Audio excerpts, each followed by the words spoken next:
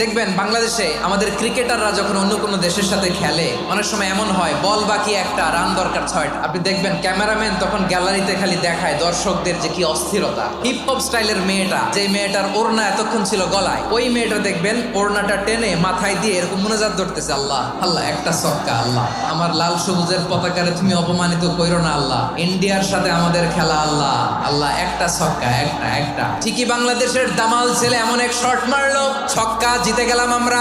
পুরো স্টেডিয়াম জুড়ে চিৎকার, হই হুল্লোড়, মৌজ মাস্তি। যেই মেয়েটা মাথার মধ্যে ওড়না দিয়ে এতক্ষণ সুবহানাল্লাহ সুবহানাল্লাহ বলে আল্লাহর কাছে দোয়া করেছে, ওই মেয়ে এখন আবার ওড়না ফেলে দিয়ে নাচা শুরু করে দিয়েছে।